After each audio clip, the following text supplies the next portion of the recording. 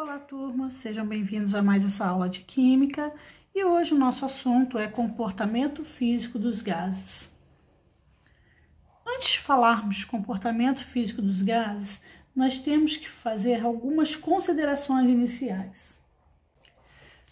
Temos que relembrar quais são as características dos gases.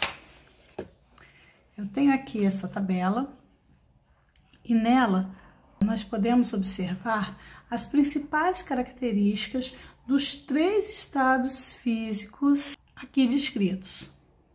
Mas é o estado gasoso que nós precisamos chamar a atenção. O estado gasoso, ele possui forma variável e volume variável. Tanto a forma quanto o volume irão depender do recipiente onde ele estiver contido. Outra consideração que devemos fazer é sobre as proporções. A primeira delas é a proporção direta. Eu trouxe aqui esta proporção: tempo de atividade física e esportiva, então tempo gasto em atividade física e esportiva em relação à massa muscular. Quanto mais tempo você gastar em atividade física e esportiva, maior vai ser a sua massa muscular. Na proporção direta, quando um lado da equação aumenta, o outro aumenta também. Agora,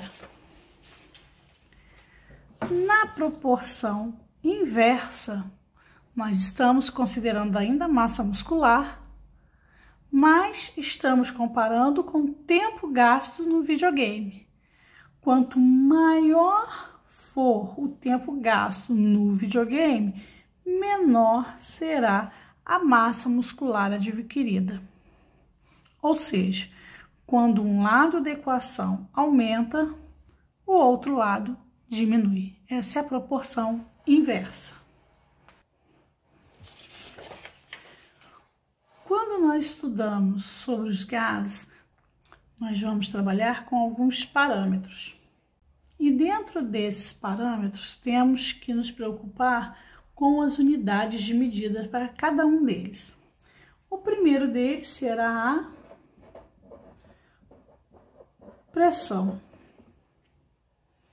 Um dos cientistas que estudou pressão foi Torricelli.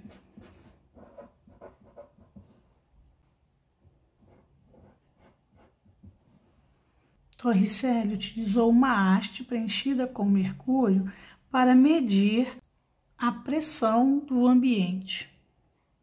E essa pressão ela pode ser medida em atmosfera, que nós simbolizamos como ATM, ou em milímetros de mercúrio, já que a pressão utilizada por Torricelli era a medida da altura do mercúrio nessa haste em milímetros.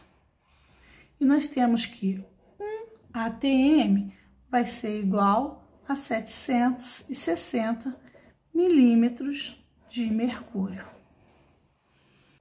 E outra descoberta de Torricelli é que quanto maior a altitude, menor será a pressão. Para ficar mais fácil entender, eu tenho aqui um esquema fictício, imaginando 3 pontos: o alto de uma montanha bem alta,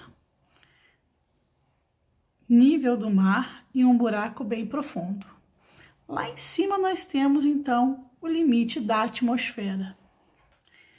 Se ao nível do mar a pressão atmosférica é igual a 1 ATM, ao comparar esta pressão com a pressão sofrida por uma pessoa no alto de uma montanha, a quantidade de ar sobre a cabeça desta pessoa ao nível do mar em relação à quantidade de ar sobre a cabeça da pessoa no alto da montanha é muito maior. Sendo assim, a pressão lá em cima será menor que 1 atm. Já uma pessoa no fundo de um buraco bem fundo teria mais ar sobre a cabeça dela. Com isso, a pressão, então, vai ser maior que 1 atm. Esse é só um esquema para facilitar a memorização da relação entre a pressão e a altitude, tá certo? A pressão, ela também pode ser medida em quilopascal, mas eu não vou comentar nesta aula. O segundo ponto que nós vamos falar é sobre a temperatura.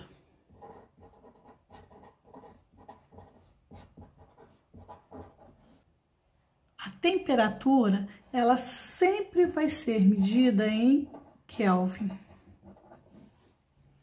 Portanto, nós temos que saber transformar de Celsius para Kelvin. Como eu não vou utilizar aqui, não vou falar do Fahrenheit, eu vou usar a fórmula que eu acho mais fácil para transformar de Celsius para Kelvin. Então, eu tenho que a temperatura em Kelvin vai ser igual a temperatura em graus Celsius mais 273.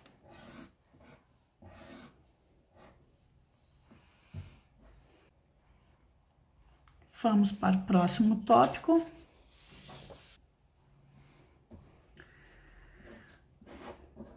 Volume.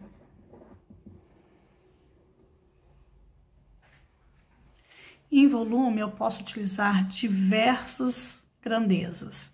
As mais utilizadas são o litro, o mililitro, que é um múltiplo do litro, e eu tenho já uma forma de fazer a transformação de litro para mililitro e vice-versa. Temos também metro cúbico, centímetro cúbico, decímetro cúbico. Para transformar dessas tridimensionais para essas de capacidade, nós podemos fazê-lo através de regra de 3. Lembrando que 1 decímetro cúbico é igual a 1 litro, que é igual a 1000 ml. 1 metro cúbico é igual a 1000 litros. E a forma mais fácil de lembrar essa transformação é pensando em uma caixa d'água. O que significa 1 metro cúbico? Significa que eu tenho uma caixa que tem 1 metro de altura por 1 metro de largura por 1 metro de profundidade. E isso me dá uma caixa d'água de 1000 litros. O último parâmetro, então, é a quantidade de matéria. A quantidade de matéria sempre vai ser medida em mol. E aqui vale ressaltar que, segundo o Avogadro, 1 mol de qualquer gás em condições normais de temperatura e pressão, CNTP. Que condições são essas? A pressão for igual a 1 atm e a temperatura for igual a 0 graus Celsius. Sempre que 1 mol de qualquer gás estiver em condições normais de temperatura e pressão, nós teremos um volume igual a 22,4 litros. Então, agora, vamos falar da equação geral dos gases. Para validar a equação geral dos gases, nós precisamos sempre lembrar que a substância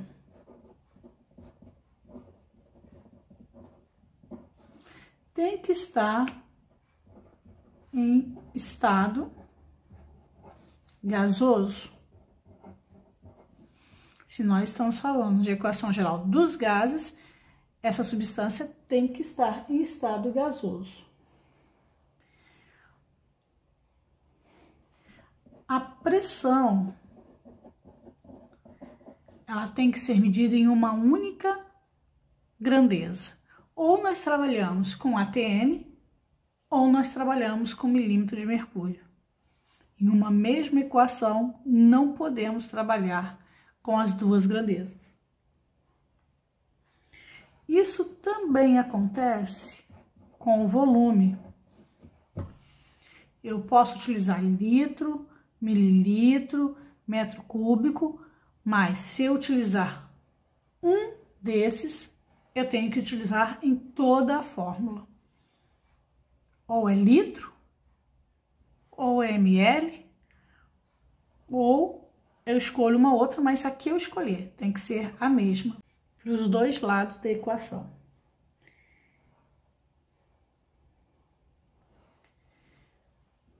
A temperatura, como nós já falamos, tem que estar em Kelvin, sempre. E para a equação geral dos gases, o meu N vai ser constante. Lembrando que N é o nosso símbolo para a quantidade de matéria. E ele será medido em mol. Com isso, nós podemos falar das transformações.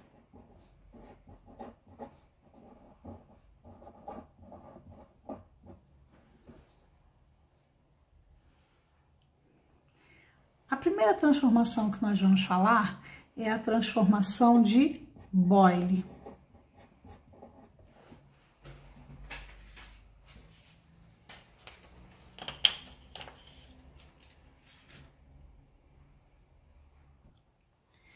As transformações estudadas por Boyle, elas possuíam a temperatura constante. Ele não trabalhou com a temperatura, ele só trabalhou com pressão e volume. Por isso, nós dizemos que ela é isotérmica. Iso de igual, térmica, temperatura, ou seja, temperatura igual. O que Boyle fez?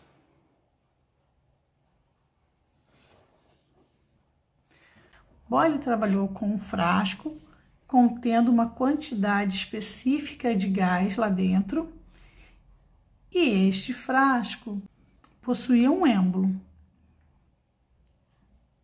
Ao medir as condições iniciais do frasco, Boyle encontrou uma pressão que ele chamou de P e um volume V. Ao diminuir este volume, empurrar este êmbolo de forma que o volume atingisse a metade do volume que ele tinha inicialmente, Boyle percebeu que a pressão dobrou. Então, ele diminuiu o volume e a pressão aumentou. Com isso, Boyle chegou a uma conclusão. E essa, então, é a lei de Boyle. A lei de Boyle diz que a pressão é inversamente proporcional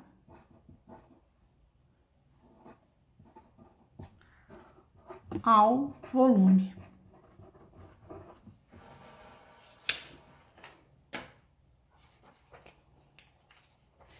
Observem mais uma vez. O volume diminuiu e a pressão aumentou. Então, eles são inversos.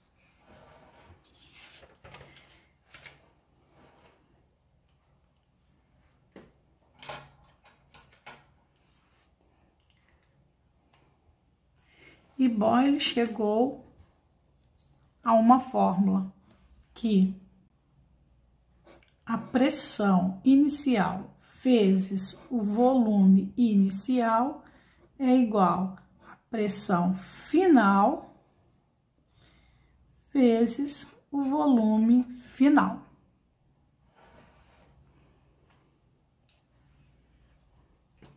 Na prática, o que acontece é isso.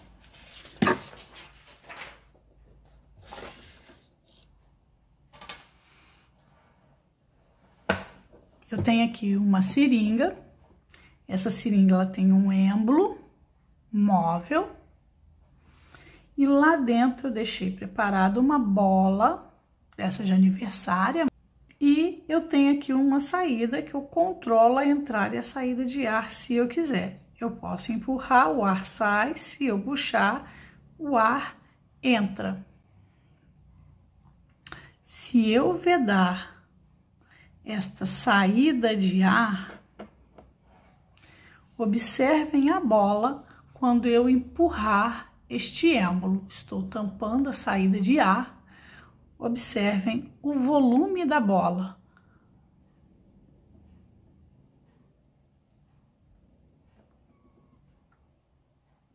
Se eu voltar, a bola aumenta.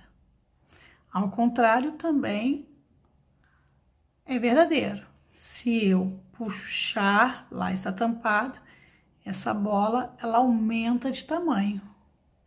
Se eu voltar, ela volta para o tamanho normal. Isso é fácil de entender. Aberto, a pressão lá dentro é igual à pressão atmosférica. Vamos considerar pressão igual a 1 atm. Quando eu tampo o meu êmbolo, vou puxar aqui para trás, quando eu tampo o meu êmbolo, quando eu tampo a saída e empurro o êmbolo sem deixar o ar escapar, eu estou diminuindo o volume e aumentando a pressão lá dentro. Com isso, o volume da minha bolinha diminui. Quando eu relaxo, ela volta ao normal. Se eu fizer ao contrário, eu aumentar o volume lá dentro, eu diminuo a pressão. Então, a minha bolinha, ela aumenta o tamanho dela, o volume dela também. Porque se eu diminuo a pressão, o volume aumenta. Inversamente proporcional. A próxima transformação é a transformação de Gay-Lussac. Nos trabalhos de Gay-Lussac, ele manteve o volume constante. Quando o volume é constante, nós chamamos de isocórico ou isovolumétrico.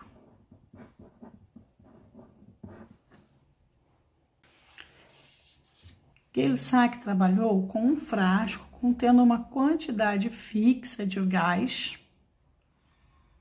e um volume fixo. O volume não alterava. E ele mediu a pressão e a temperatura dentro deste frasco.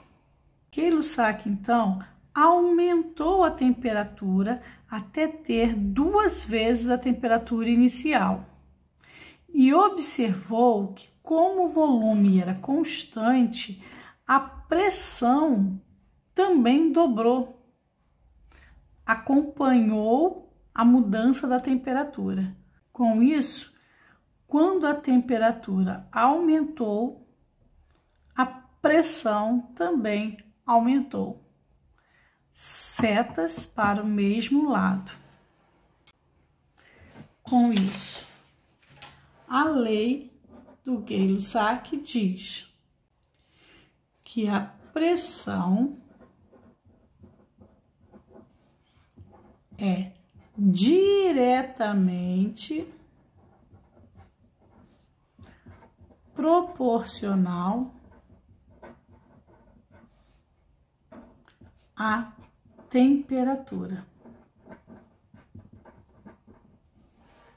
E ele chegou na fórmula que a pressão inicial sobre a temperatura inicial é igual à pressão final sobre a temperatura final. A última transformação é a transformação de Charles.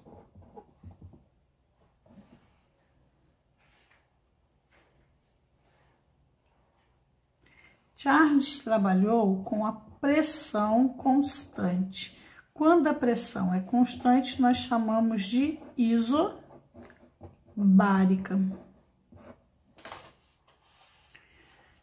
Charles trabalhou com um frasco contendo uma quantidade específica de um gás e um êmbolo que se movimentava livremente. Aqui, neste caso, o êmbolo se movimenta livremente. Como este êmbolo ele se movimenta para cima e para baixo livremente, a pressão mantém-se constante. Dessa forma, Charles observou um volume inicial igual a V e uma temperatura igual a T. Quando ele elevou a temperatura até ter o dobro do que ele tinha inicialmente, ele observou que o êmbolo se movimentou de forma a ter um volume também o dobro do que ele tinha inicialmente.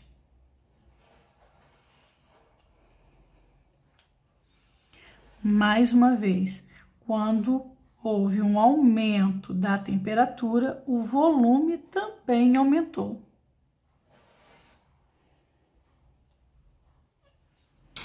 Com isso, nós chegamos à lei de Charles. E a lei de Charles diz que o volume é diretamente proporcional à temperatura. E a fórmula de Charles é volume inicial dividido pela temperatura inicial é igual ao volume final dividido pela temperatura final.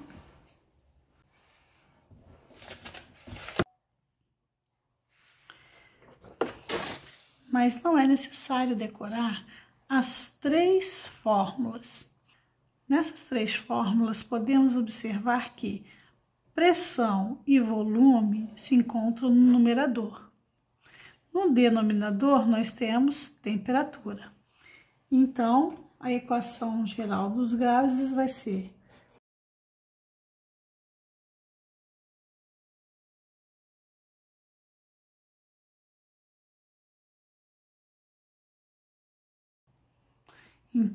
pressão vezes volume dividido pela temperatura inicial é igual a pressão vezes volume dividido pela temperatura final. Pivot, Povotó. E é muito simples trabalhar com essa fórmula. Se nós estivermos falando em temperatura constante, nós só precisamos tampar a temperatura. Se falarmos de volume constante, tampamos volume. E se for pressão constante, tampamos a pressão. O que sobra é o que nós vamos trabalhar nesta fórmula. Nossa aula termina por aqui. Bom estudo para vocês!